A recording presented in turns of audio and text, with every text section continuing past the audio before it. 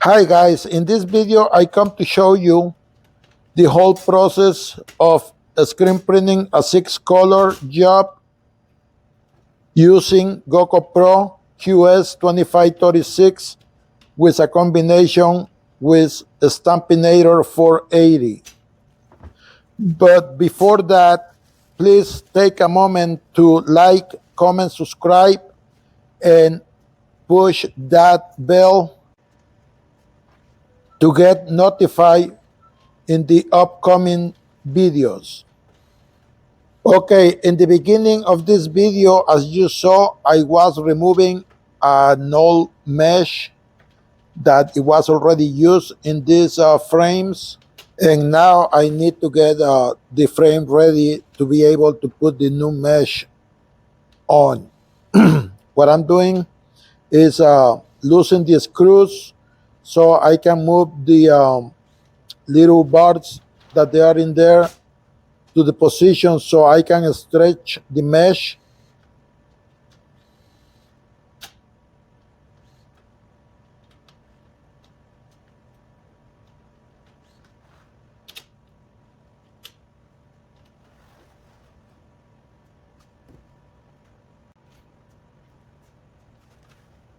Now, as you can see, I take the mesh and I put the shiny side up. I proceed to apply the them aluminum bars that they get in that channel. I press it on.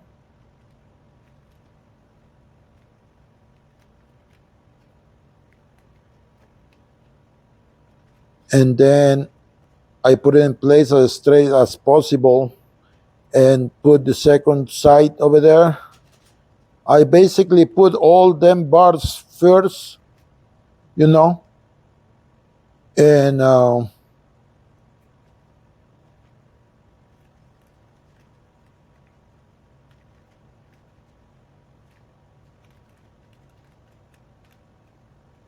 making sure it's all straight.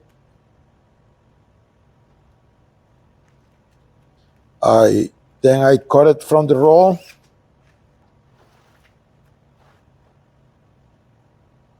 And now it's time to stretch it.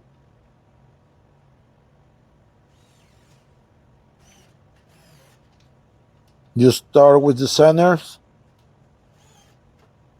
and then a little bit on the sides, but the center goes more, is what it takes more. I don't know how you can call that. The stretchy part is always more from the center than the sides. And you go and do the same thing all 4 sides of the frame. As you can tell, the center screw is the one that gets more pull than the 2 on the side.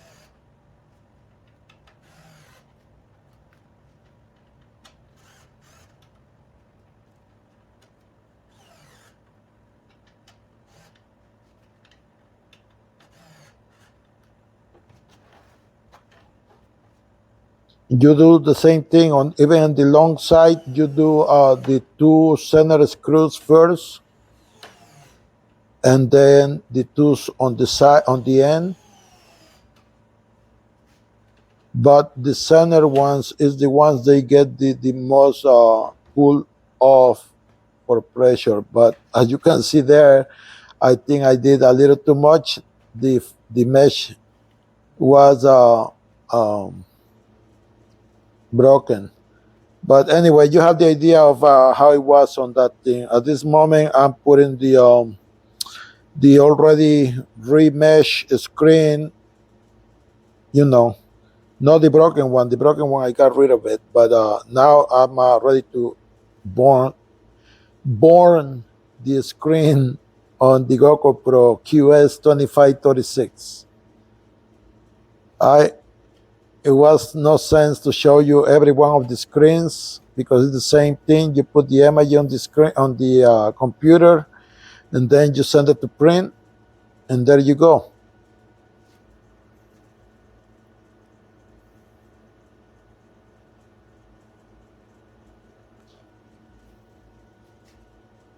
As you saw first, I did the screen. I replaced it for a good one, and then I burned the screen. As you can see right there, you can actually see the image coming through. And the good thing about Goccopro is that you don't have to put emulsion, wait to clean stuff or washing or developing.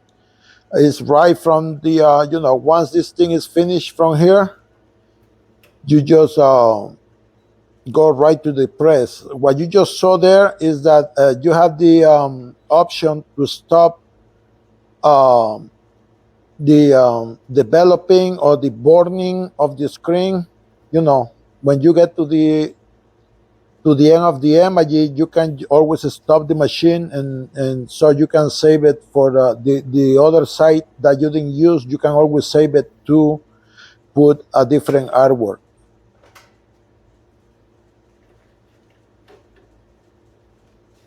Right there. You can barely see it, but the image is there. Good.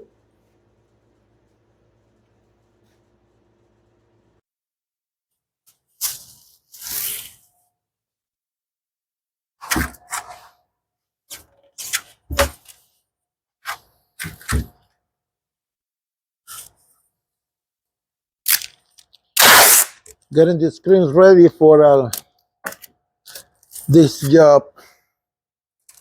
A combination of Goccopro 2536 and Stampinator 480.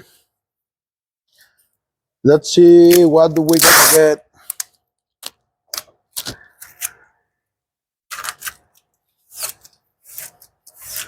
from this, right? I want to talk to you a little bit about Goccopro. It's exciting. Is as any new system that you get involved with, it's about it's a new way to do things. As you're gonna see right in here, by the time I decide to do this one here, I had already 5 more screens done. So you're gonna see the requirements to tape this kind of screens to hopefully don't have any issues. They are about like 100 and something pieces. One color on the packet, which has been done already, and 6 colors back. The reason I'm putting this here is to protect as much as I can the coating.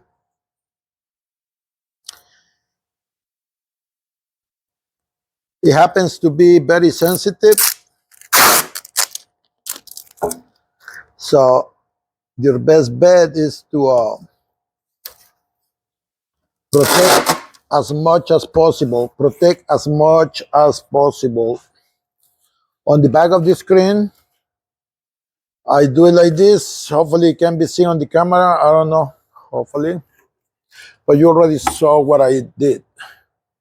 And then on the inside, I will protect it as well too, for 2 reasons. For the float bar, which if you see my other videos, I've been saying what the float bar is. I don't have it handy here.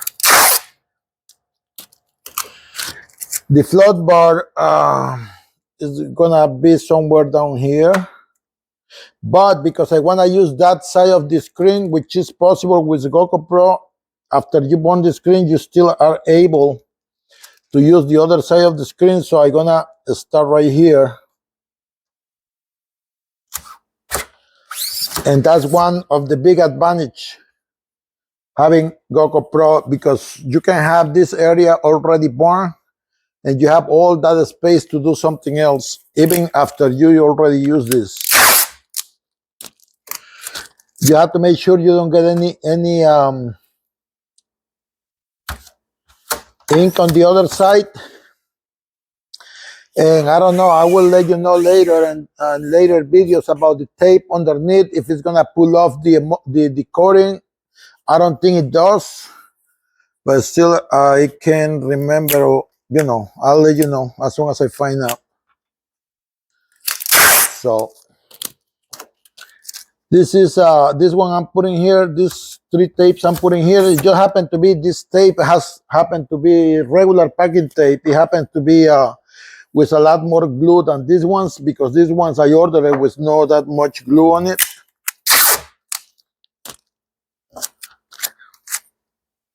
It's not long enough.